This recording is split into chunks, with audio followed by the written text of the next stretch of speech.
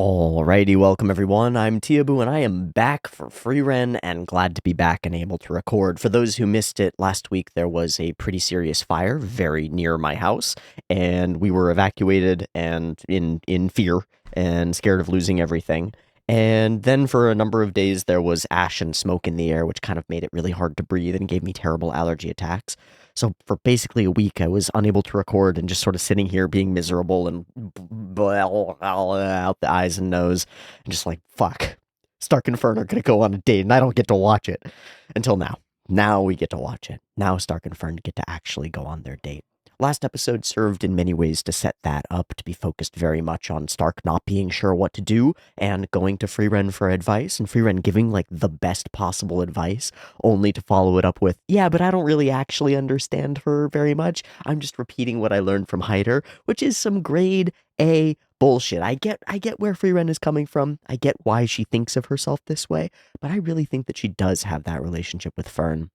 And my greatest hope for this would be that we continue to demonstrate that. We show that what Frieren taught Stark will work and, like, makes Fern happy. And I would love for us to spend some time affirming that that's Frieren's doing, right? Like, that's her knowledge of Fern. That's her care for this. I don't want to call her her daughter, but like for her daughter, it's her care for this family member almost that she's adopted and raised for so long and has deep love and affection for and genuinely cares about. And I don't want to see her keep going through this world believing that she's not capable of this thing as she's actively demonstrating and as she's actively acting out the capacity to do the thing.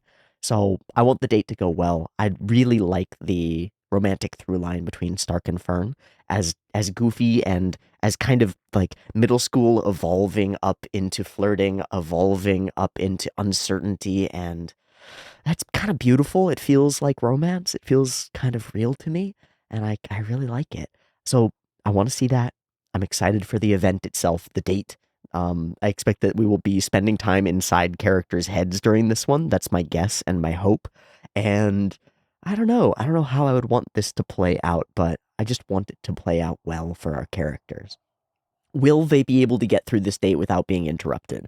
Will they be able to get through it without a giant monster appearing and we have to go on some quest or something like that? I don't know. I don't know. I hope so. I hope so.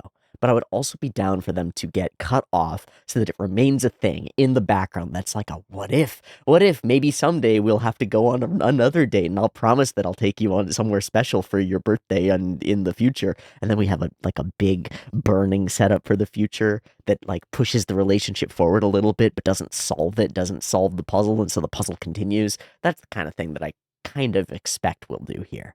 But I don't know. I don't know. Freeman can do what it pleases. We've had some talk about whether this season matches up to the last one in terms of animation and overall quality and production and stuff.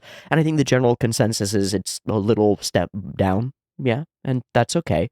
I'm not going to complain about it too much, but I think it's continued to nail certain of its emotional and internal and character-driven beats consistently, one after another. And this is a really big opportunity to nail one of those. I'm not sure where we're nailing it to, yeah, but it's a big opportunity to nail character interactions and dynamics and potentially shift them in maybe even a very dramatic way. I'm excited to see it. Excited to watch more Frieren. Excited to do a drawing, although I don't know what I'm gonna draw. Let's do that. Drawing time.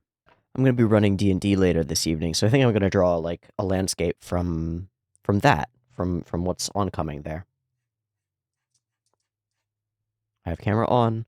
My mic is recording. Double check and triple check everything. Okay.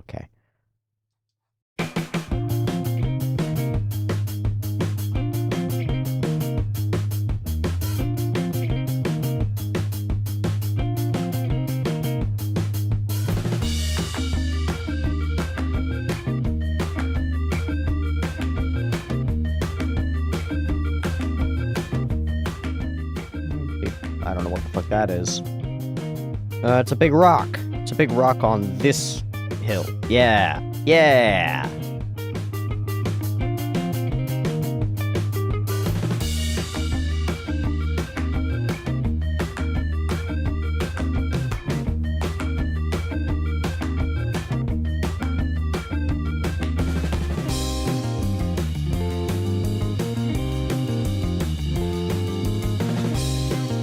Perfect.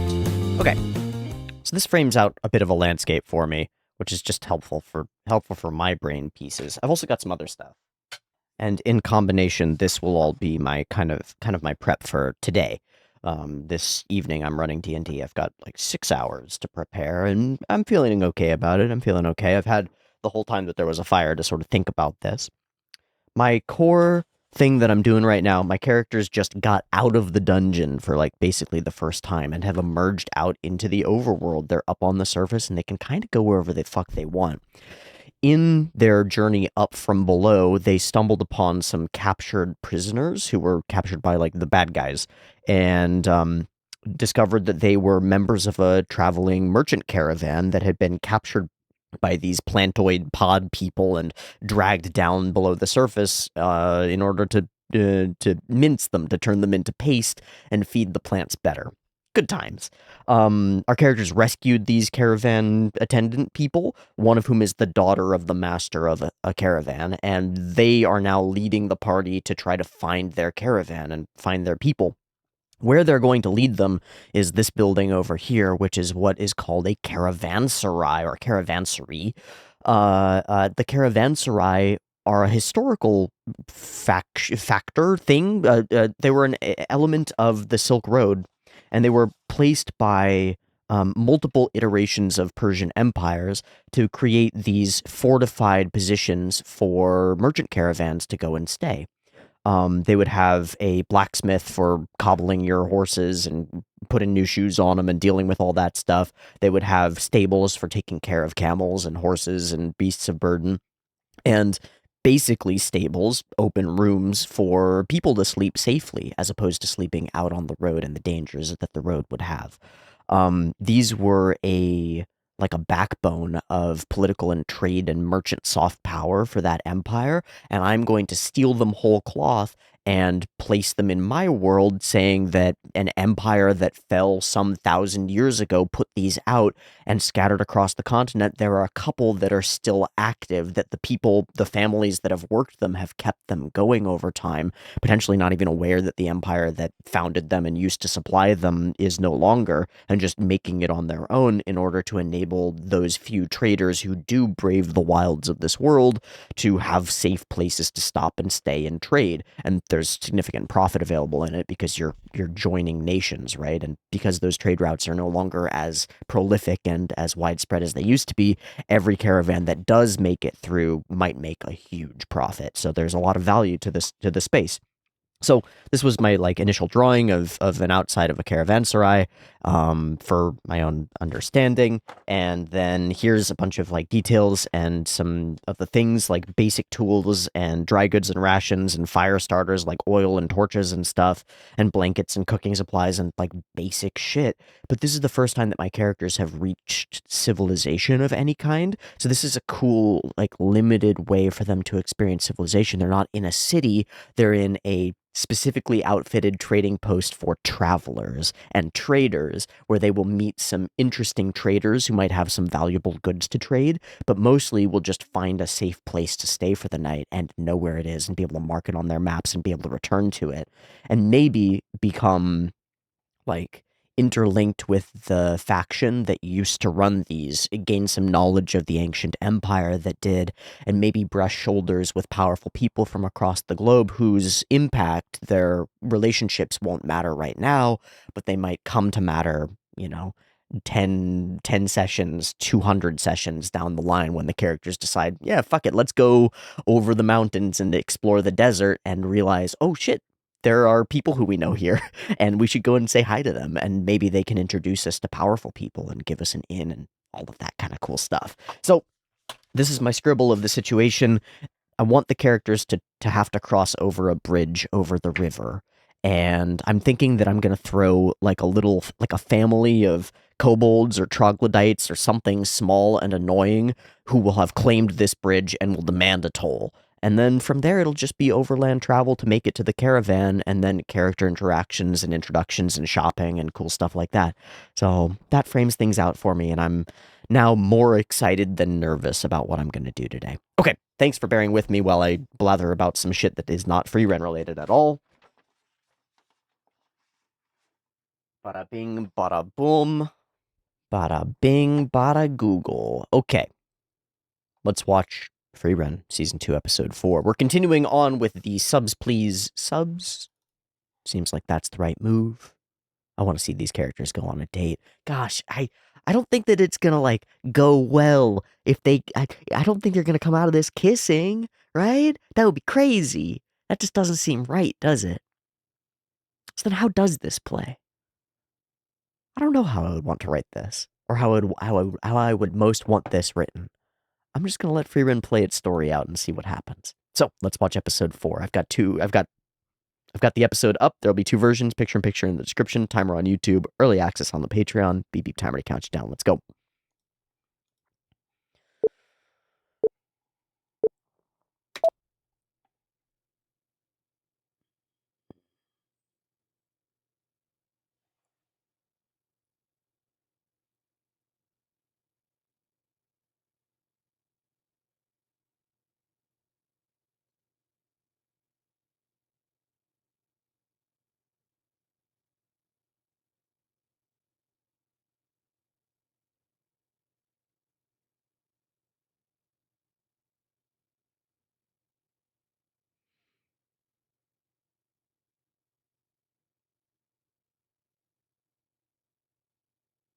I missed this.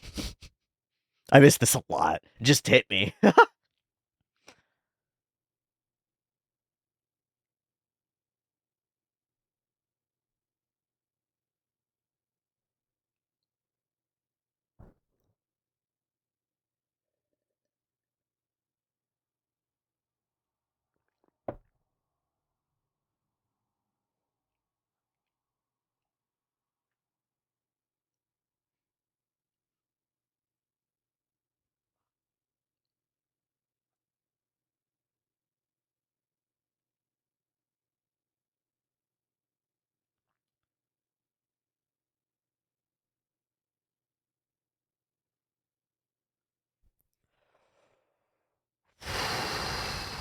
Shit, man. God, chills again. Other people's homes is the title now, and I remember that being a line from the I also want to protect other people's. Oh, we're choosing our outfit for the date.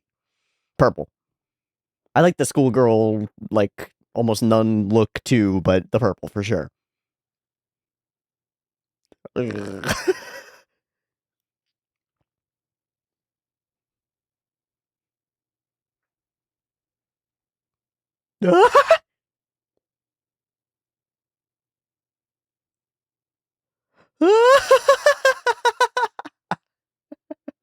Don't braid in anger.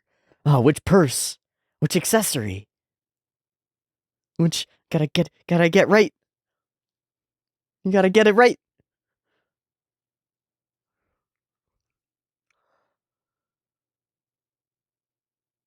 Ah! This is nerve-wracking.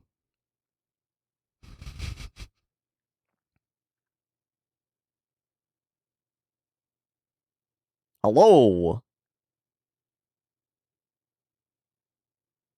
It was worth it.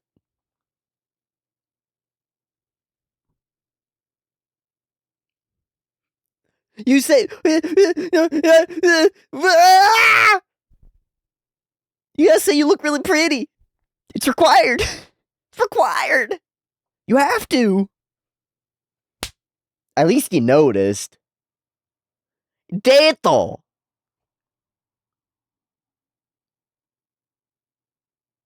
Baga. Baga. And they're in darkness. Stark doesn't know what to do or say. Yeah, she's gorgeous. You say that. It's called makeup and hair, dude. Oh my god. What? What are you talking about? I'm totally normal. Amazing. Amazing to do that in animation. That's so much fun. This is not what I expected.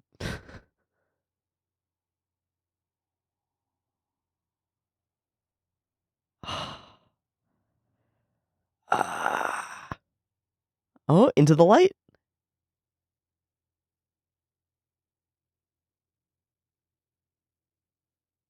Okay, there's a little bit of light. We've toned up a little bit.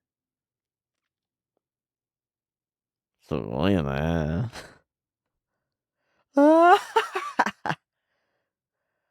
Aw.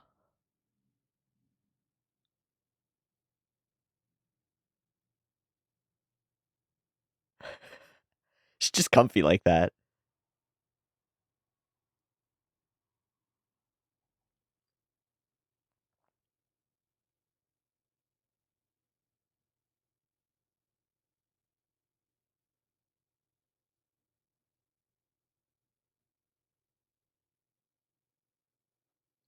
Oof.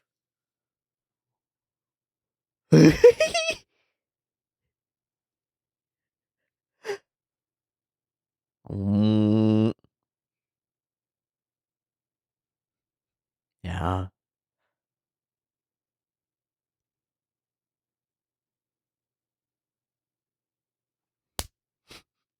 Gonna have a red fucking mark here by the end of the day. Ugh. But the plan.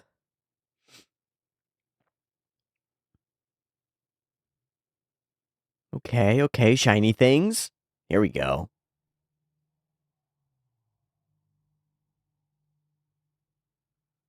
Do they now? Yes? Is that a problem? I wish he was more blunt.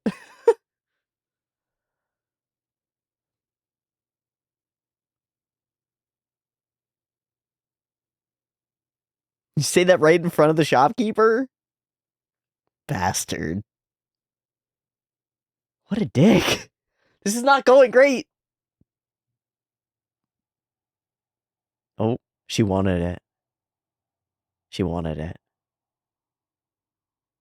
Oh, he didn't notice. Missed ball, dude. Is that a giant ball?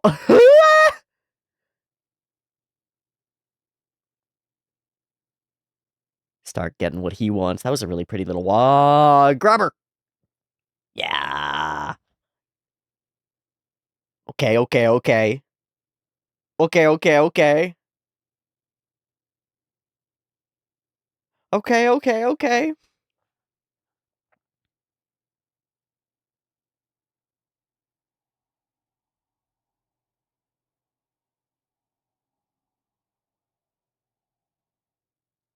I feel like there should have been another something.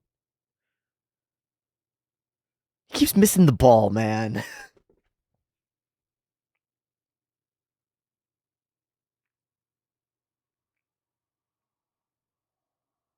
Pancakes, but she's just barely eating. Offer to share. You dingo. You ding dong. Maybe I'm being way too harsh on this, and it's actually going better than it seems to be. But it just feels like so many ding dong moments.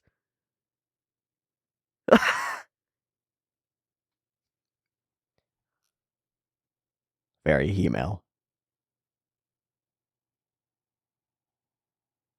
Yeah, can we talk about us? There isn't anything else to talk about. Yes.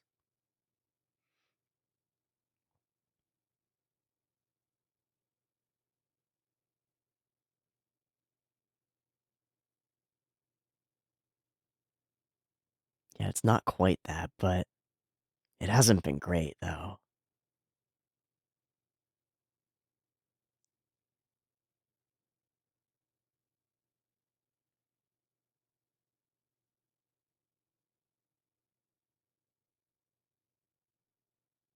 Hmm.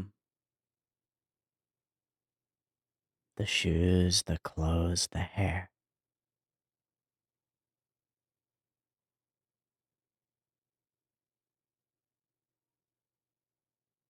To try to make it good. He doesn't trust himself. There we go.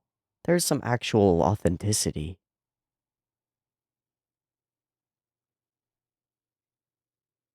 But okay, we got the smile. Yeah. That's sweet.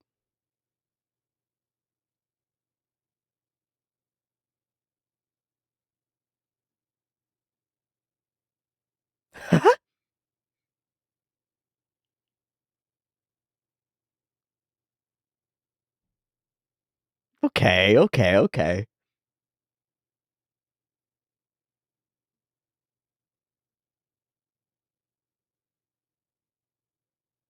Hmm.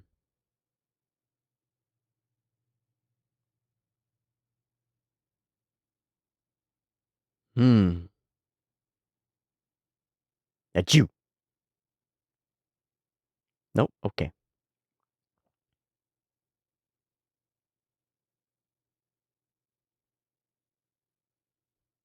You gotta eat your meals. Yeah.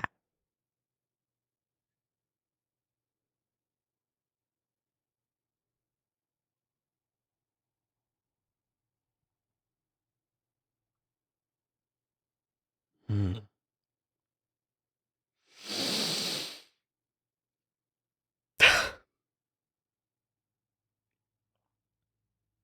Okay.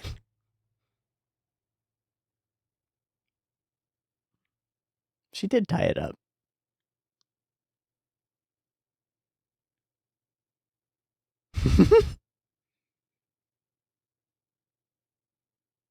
Well, all right then. Wow.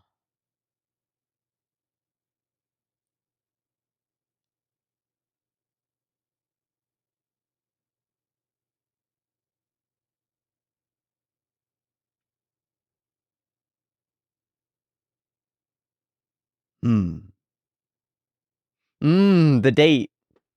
Got it.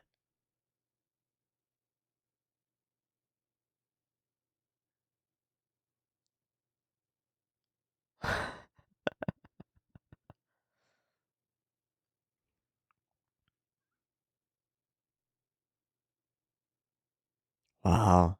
That's powerful.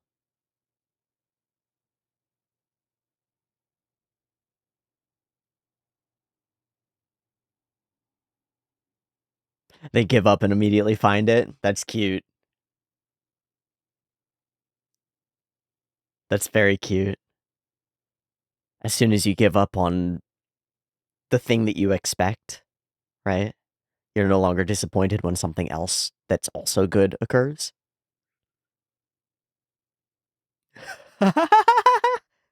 No braiding in anger.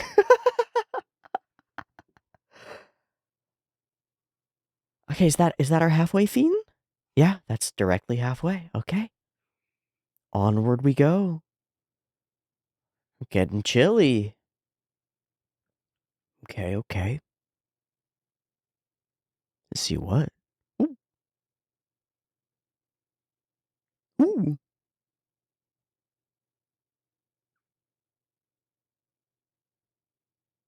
Wow, that's some crazy door.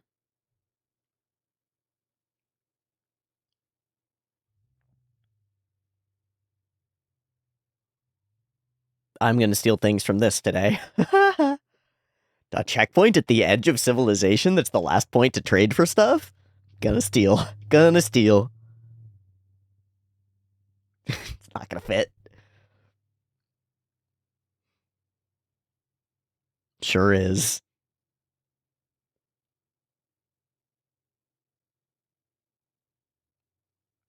Yeah, we got the certificate.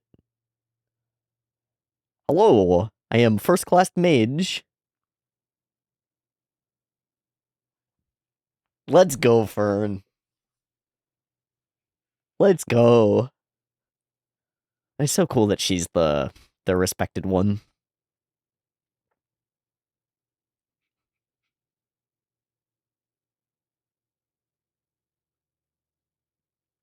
Pretty. Interesting processing.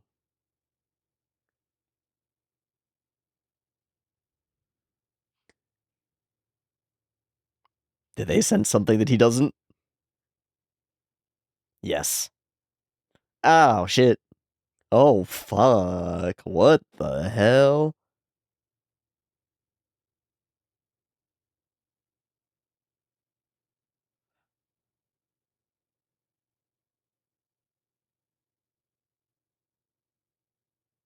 This is just gonna be an ongoing... Yeah. Yeah. Everything wants to kill. Oh my god. What's up, dude?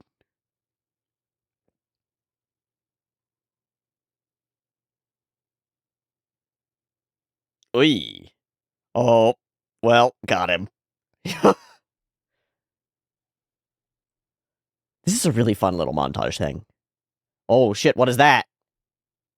Nope!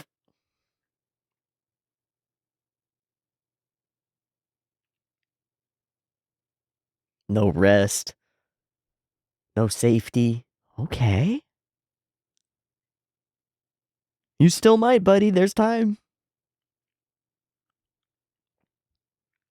Now that we're at a definitely obviously safe place where nothing bad is ever gonna happen. I'm so scared.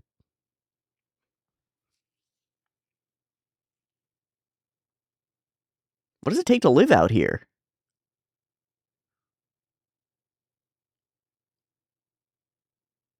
Mmm. A quest in exchange. Very good.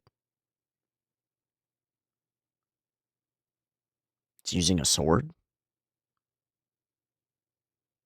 Hmm. Hmm. Yeah, bro, you got it. No problem.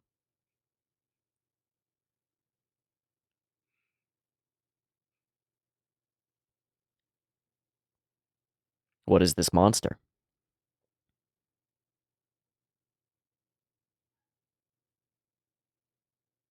Why haven't you left?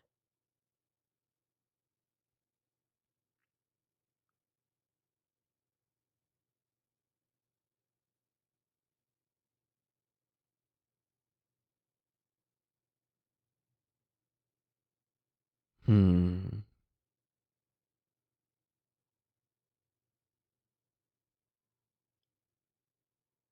Tradition and roots, yeah. Plenty of people. But good for you. Just super dangerous.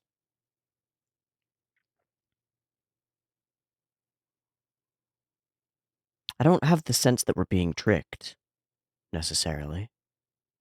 You know, that it's actually one of the kids or something crazy like that. A horsey! Formerly of a wagon. Oh, shit. That's a hungry monster. With lots of hair. Hi! Hi, buddy! What the fuck are you? Looks like he's cousins with Qual.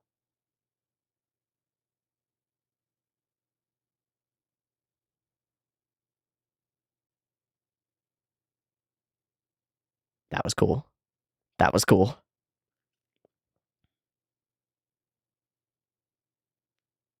He's strong. He's fast. He's like a Dark Souls boss.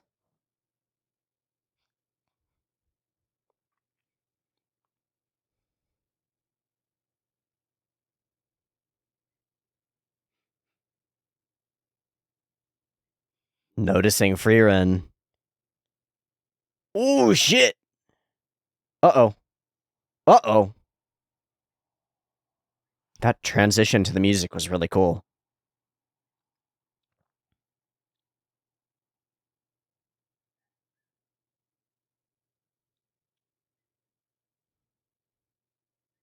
Fuck. Stark?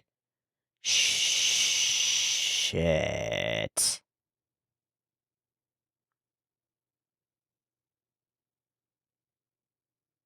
That was new. Oh, the distraction.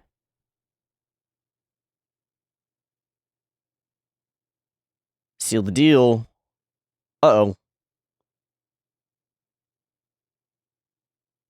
Oh, shit.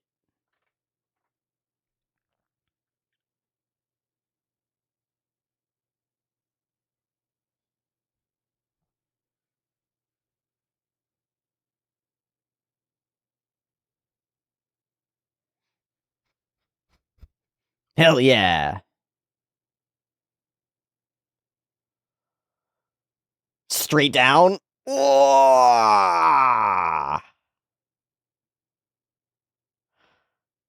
That guy was scary. We have definitely leveled things up. Make us feel like it's more dangerous up here. It feels more dangerous. The protection. Thanks, Fern. They really are awesome together.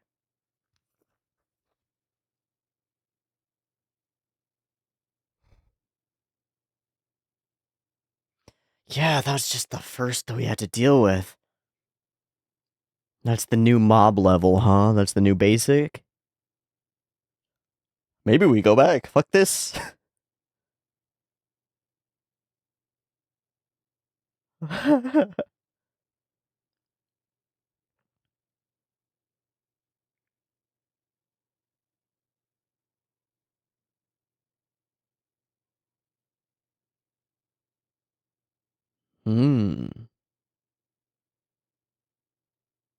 Same conversation about going... He's gonna say that line somehow. It's gonna fold in. Yeah, there's reason to go here. I want to protect other people's homes, too. Shit. That raps really well. And she gets to repeat the same lines.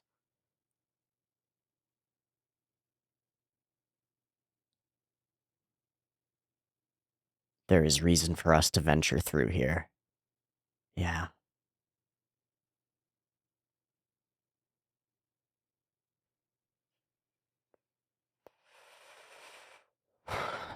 Okay.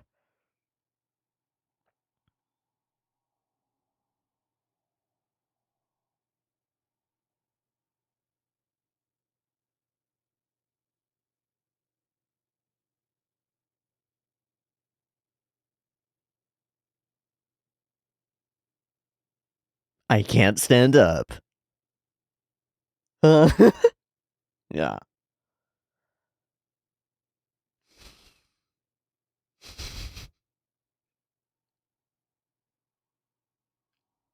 But we protect the people.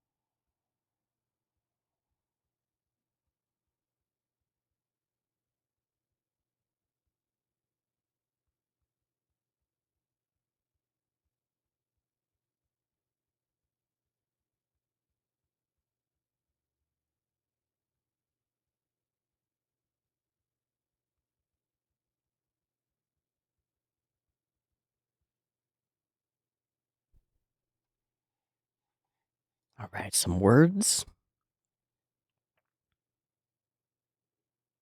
Buy back Mrs. Frieren.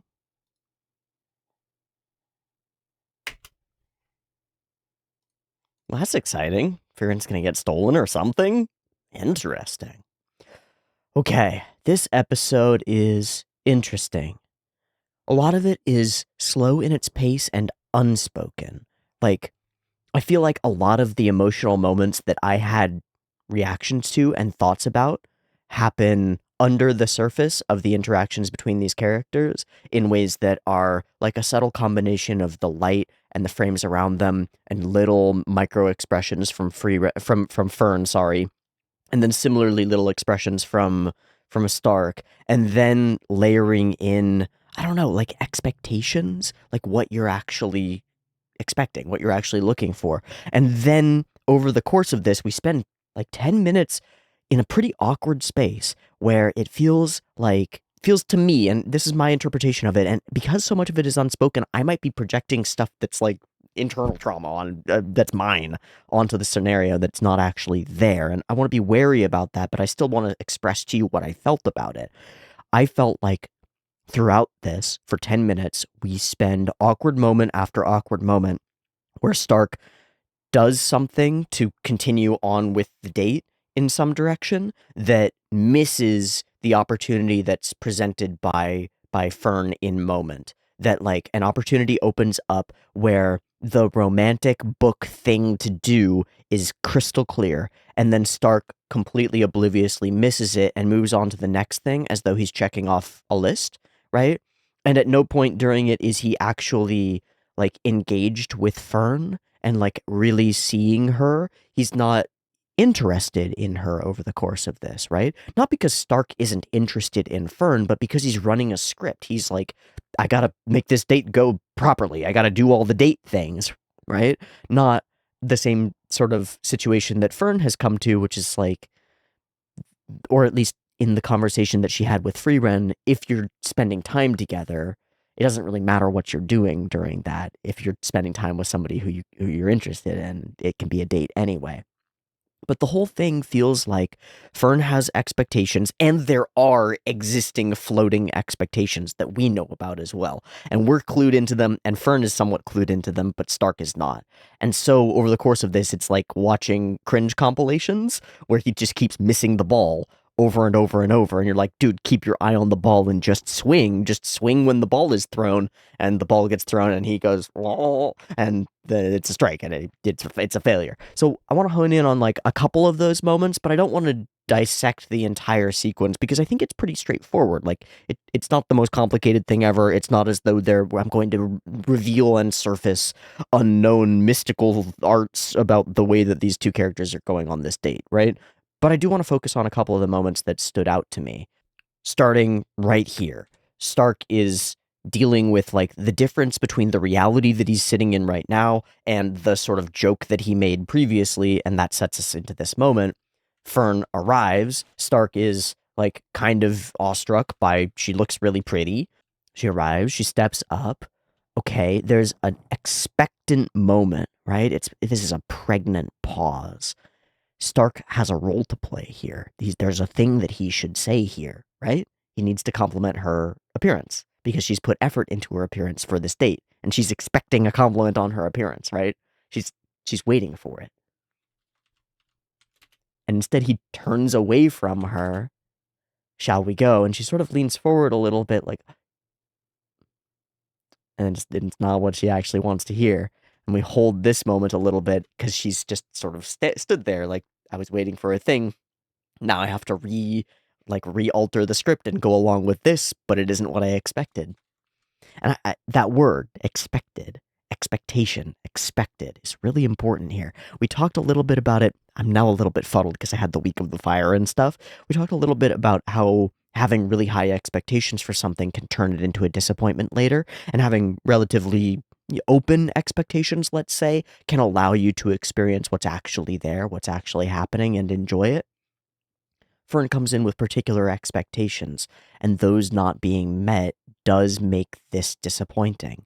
We only get to it at the very end when we end up talking about it, but that's what's happening here, is over and over, Fern's expectations are not consciously aware, like Stark is not aware of them. He doesn't understand what she expects, and so he doesn't do it. He does what he thinks she expects, and the two of them are like almost gifts of the Magi, ships in the night, talking past each other. Everything that Stark does to try to make this date good and cool and fun misses the mark on actually being attentive to Fern and what she actually cares about. And this is that first moment.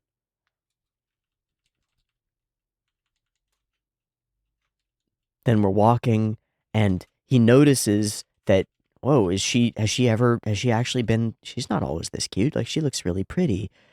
Maybe you should say something about that. And he does, but the way that he does it is like the safest way. He doesn't go outside of himself to be like, I've noticed something and I have an opinion on it. It's just the noticing the thing, right? It's like, those aren't the normal clothes that you wear. Not those are cute.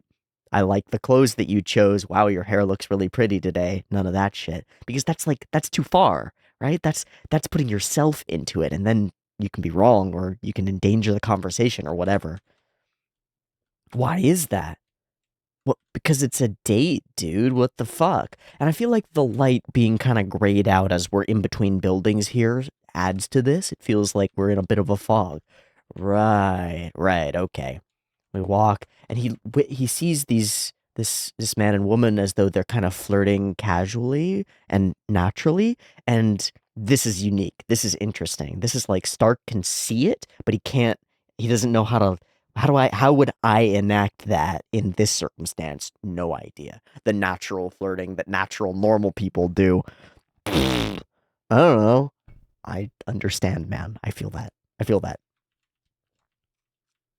And here is where he actually notices. Anyway, let's go. And he gets more nervous about it than anything. Locks into forced movements. So where are we going? And the face that she makes at this point is like, this is a wash, man. This is a loss. Chalk it up to a losing situation. This is not good.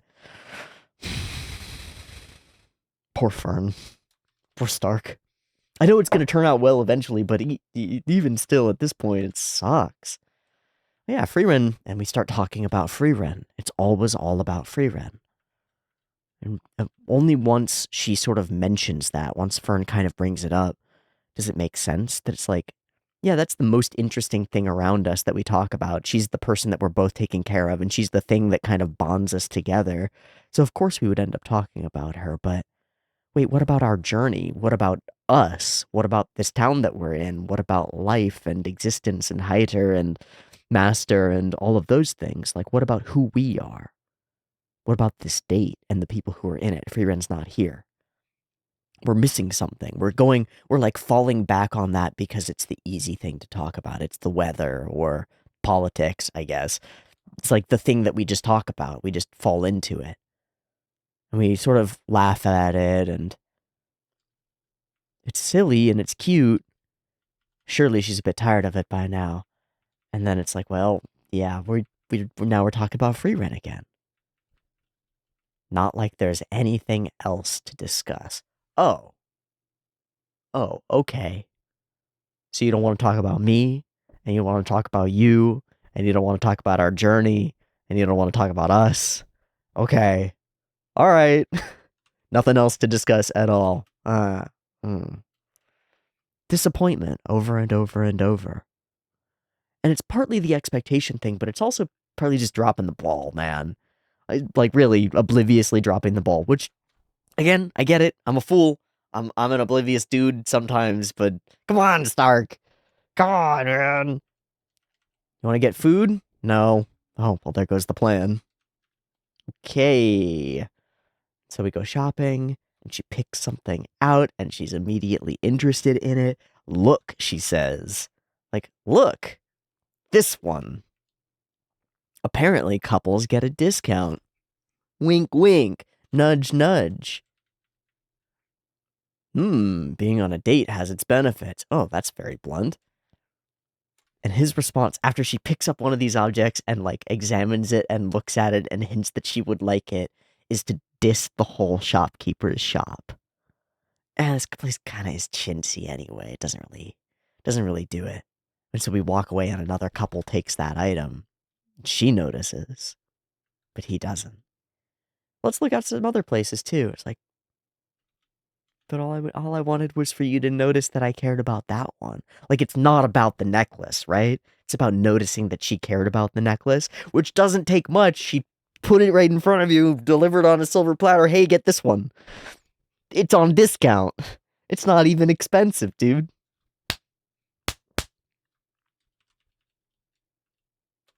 And wham bam, the easy way, the way it should be, happens behind us. And she's watching that too. You're a couple of lovebirds, huh? It's like, I wanted to be a lovebird, but my stupid date doesn't know how. Oh, let's get some tasty looking food. We do, and that's nice. We get the trip. Here's another golden opportunity. Grabs her. Are you okay? We're in moment. This is the one. I'm sorry. Yeah, it does seem hard to walk in those shoes. And that's it.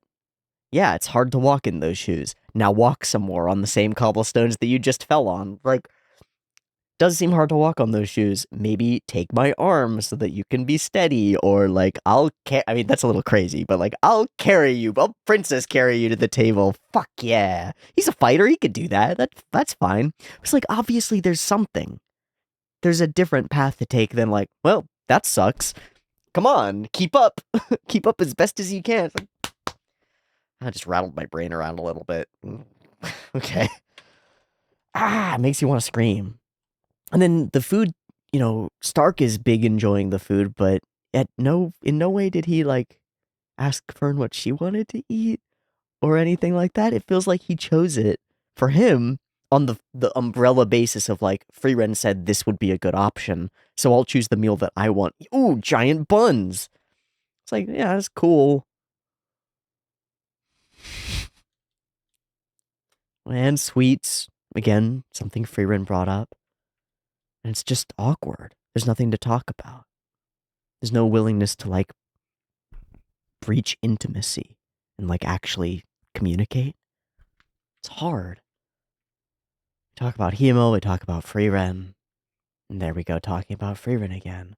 Now it's been the whole day, and Stark is not unaware. He's oblivious, but not that oblivious. He's like, did I fuck this up? Like, did I do something really bad? Is this wrong? Did you not have fun today? And her answer is like, well, I wouldn't say that exactly, but it's like, no, that is correct. She's trying to be kind. You haven't smiled. You're not into this. I liked the places, and her response is that it didn't feel like you.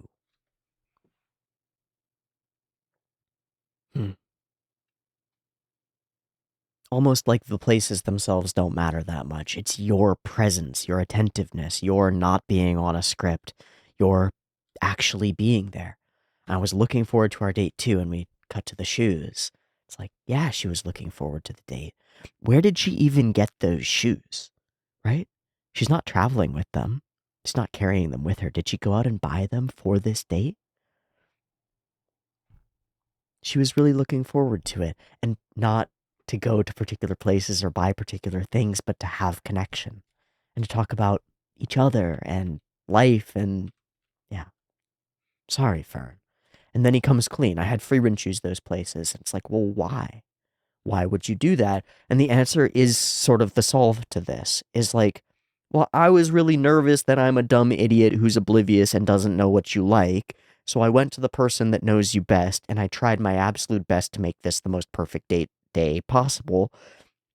And kind of, paradoxically, by putting that effort into sort of planning it all out, I sucked all the me out of it, right? I pulled all of the authenticity out of it, the real human interaction. And that's what our relationship is actually built on, because we spend real, honest time together. That's what a good date is, and what a good, good connection between people is. It's not about going to a particular restaurant to check off the box of hitting expensive steakhouse and then buying expensive purse and then, going to expensive place. It's like, that's not it. It doesn't matter. We come back to what Frieren said about that. It's like, it's about spending the time together, not what you're actually doing.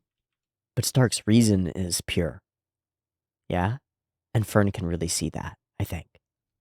And she can see, I think, his, like, nervousness and disappointment in self.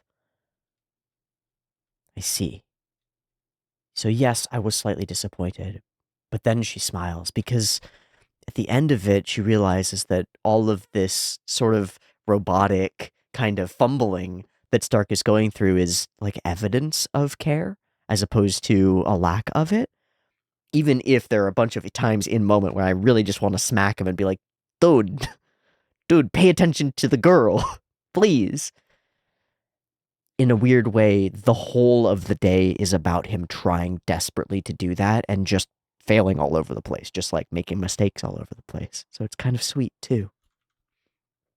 You really racked your brain for me. Yeah. So they sit out here until the sun has gone down and they share in this peaceful moment and enjoy and laugh and sort of giggle and have some authenticity and connection together. And finally, at the very end, she talks about herself, her true heart, right? Like her childhood, who she is. And Stark does too, and brings up his master. And in that connection, and I have my master to thank, and them like experiencing that nostalgia and focusing on their pasts, they really connect. And we get to anchor why Aizen did that within it's what Himmel the hero would have done, which is fucking awesome. And then sort of reaffirm the statues, and it all sort of folds together once more. When it was falling apart, it really felt like it was falling apart. And it takes genuineness and an apology and like an explanation of what I was trying to achieve without keeping you out of the loop, sort of. And bam, we're able to have a good wrap to a really mediocre date. But something good happened anyway, yeah. You seem like you're in a good mood. Did something good happen is fucking crazy, because that's like word for word Monogatari stuff, right? Oh, that's cute. Why are you smiling? And she recognizes the kind of smile. Because today was a good day. Even if we didn't succeed in what we were trying to achieve, even if it wasn't what we expected, we got to spend all this time together. I had fun going out with you, but we never found the cat. Even if things don't go as you'd hoped, you can still enjoy the process. Is that the secret to happiness? One of them? Yeah, I think so. I think that's right on, right? If you can enjoy the process, regardless of whether things turn out in the eventuality as you had hoped, as you expected, you're free. You can enjoy everything. Life isn't going to turn out as you'd hoped, with one solid exception that we all march inexorably toward. But if you're bound to a bunch of expectations for your life, how are you going to spend your time beating yourself up when they don't come true? What if you take this process-oriented perspective and, like, remove those end games from the board? Like, they don't even matter that much. Or at least keep them fuzzy. Choose your direction, go in it, try your best. It's powerful. Deeply simple, like incredibly, shockingly simple, and yet it hits with the force of eureka, of revelation. It's powerful. Powerful. Let's give it another shot. And then there's the cat. Bam. Good mood braids. Okay, so we enter this space. Big doors, the last checkpoint. Got pots and cauldrons and baskets and reeds and handles. I think they're handles for stuff. Yeah. Got vegetables, of course, and produce. All kinds of stuff. And then we got a big old gate to go through. Ah, first-class mage. Yes, you are totally allowed through. The greatest of all mages. These are kind of neat. They're like interestingly processed. The trees, I mean. With the like angel ray lights going through.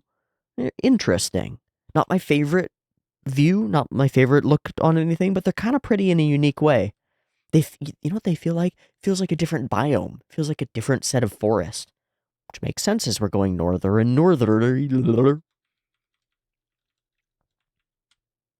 Yeah, it feels totally normal. But of course, they're sensing the monsters. And we jump into some action. It's pretty cool. It's some pretty reasonable little flash of action, and then one of my favorite montage sequences that we've had. Maybe it's just the giant golem. Maybe all I care about is the giant golem. The giant golem is awesome. Look at this guy.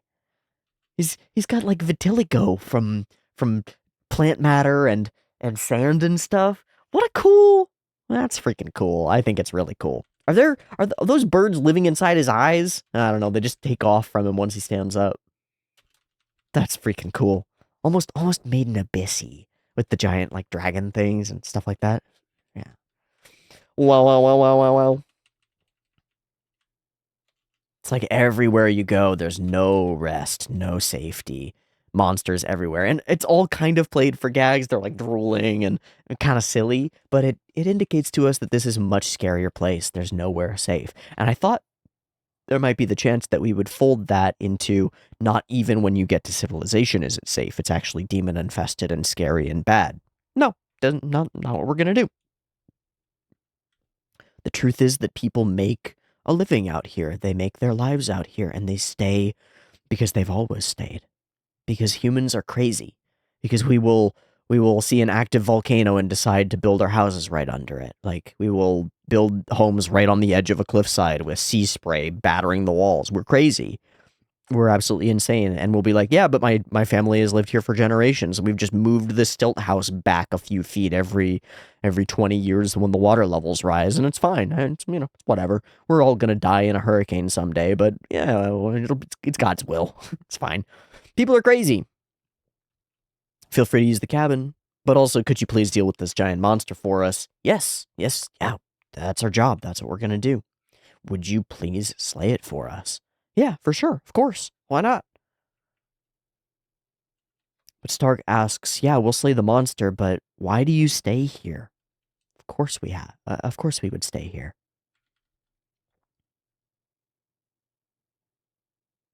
Sure, it's dangerous, but this is our home. It remains our home. Who could abandon their home? You could. You could. You definitely could. But fair enough. People are crazy. Ooh, the ominous horsey and the monster. I think they did a good job of making this guy pretty imposing and scary. Just in the way he moves and the sound effects around him and the general scale. And then in this cut where he like whips the sword around and brings it forth and then leaps in. I think this is a neat wavy whoosh. That's cool.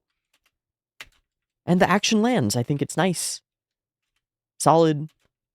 Good strikes, feels good, all that jazz. Honestly seems very scary just because he's able to track Frieren and we're not able to just sort of easily distract him and shoot him from behind or anything like that. Plus breaking through the magic and the barriers. Yikes. I love that they just sort of silently come up with second order of operations plan. This moment is spooky. We can really see in Stark how much he cares about Fern here as she gets bashed through. And he immediately leaps to and takes the brunt of the impact. And then she's there to put that barrier back up. And this is a new barrier from Fern, right? Like something is new here. That's not happened before. It bursts into butterflies. And the butterflies almost seem to distract him a little bit. He's like, wah, wah, wah. Seems like a cool new move. Bam! Get the arm.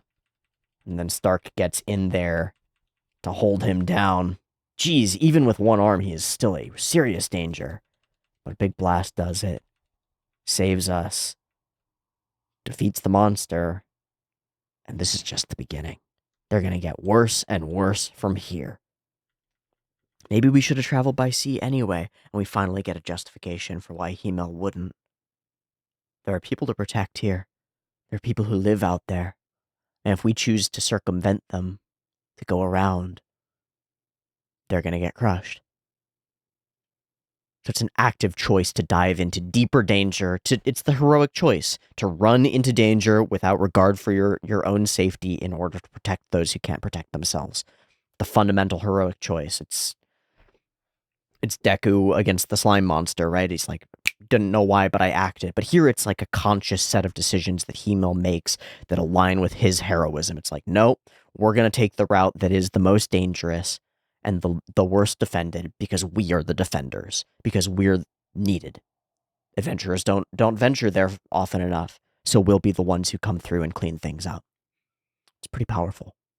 It's pretty powerful, especially in combination with this willingness to let your expectations at least be blurry, if not to rid yourself of them entirely, and to focus on enjoying the process, the experience of every day, every moment, every interaction, every part of it, and then keeping your mind and yourself open to the possibility of the unknown, the unexpected, because that might be the most joyous possible opportunity for you, and you could never have planned for it. Yeah? Cool. I think a solid and ideologically solid episode of Frieren with a bunch of face palming around Stark and Fern's date situation. And I think a really interesting way of making it ultimately positive, if a struggle, a difficult experience that ends up ultimately benefiting all of our characters, and we come away with it with a positive understanding and a better understanding of what to do moving forward into the future. I like that. I think it's cool. Thanks, Frieren, for existing. Thanks for watching me watch Frieren today. And thanks for your patience dealing with the week's delay and the fire and all that jazz. I hope you enjoyed this episode and the breakdown of it, and I hope to catch you next week for the next one. Much love. Peace.